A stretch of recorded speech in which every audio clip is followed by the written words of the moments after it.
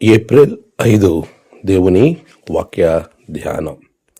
ఆయన ఇక్కడ లేడు, తాను చెప్పినట్టే ఆయన లేచి ఉన్నాడు. మత్తయి సువార్త 28వ అధ్యాయం 6వ వచనం.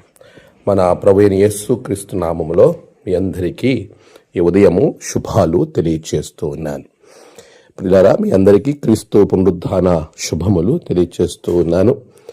దేవుడిచ్చిన ఈ శ్రేష్టమైన సమయాన్ని బట్టి ప్రభువుకి కృతజ్ఞతాస్తుతులు చెల్లిస్తూ ఉన్నాను. క్రీస్తు నేడు లేచెను, హల్లెలూయా.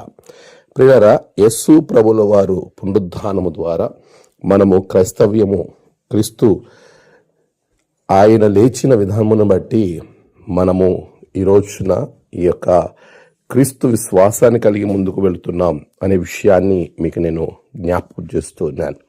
మీకు, మీ కుటుంబాలకు క్రీస్తు పునరుద్ధాన శక్తి తోడై ఉండి నడిపించాలని, ఆయన మిమ్మల్ని బలపరచాలని ప్రభు పేరట ఆయనకు ప్రార్థన చేస్తూ ఉన్నాను. తాను చెప్పిన విధమున లేచినటువంటి ప్రభువు మన ప్రభువు. ఆయన ఏ మాట అయితే మాట్లాడారో ఆ మాట అక్షర సత్యంగా నెరవేర్చబడింది అనే విషయాన్ని మీకు నేను మరొక పర్యాయము జ్ఞాపకం చేస్తూ ఉన్నాను. ప్రియులారా, ప్రభువులో మనము స్థిరపరచబడి ఆయనతో ముందుకు వెళ్ళటానికి ప్రభు ఇచ్చిన ఈ మంచి సమయాన్ని బట్టి దేవునికి నేను స్తుతులు చెల్లిస్తున్నాను.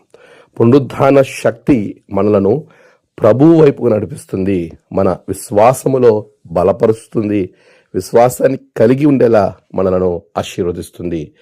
ఆయన చెప్పిన విధమున లేచి ఉన్నాడు. నిజమే, మన కొరకు ఆయన మరలా రాబోతున్నాడు.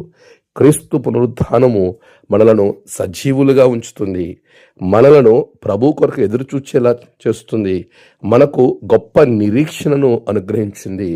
అటువంటి ఉన్నతమైన క్రీస్తు పునరుద్ధాన శక్తిని మనం నిర్లక్ష్యం చేయొద్దు.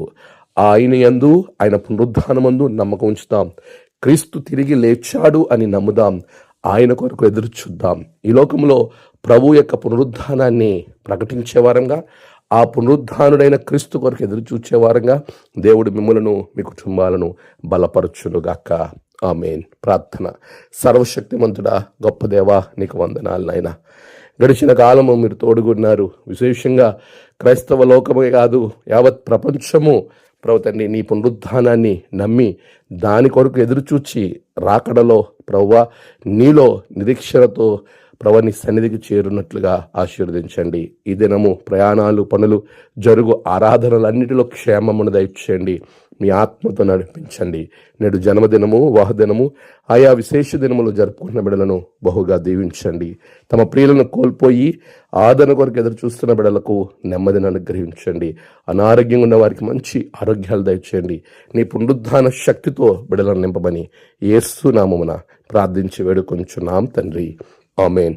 తండ్రి, కుమార, పరిశుద్ధాత్మ త్రియేక దేవుని ఆశీర్వాదం మీకు తోడుగా ఉండి నడిపించును గాక. ఆమేన్.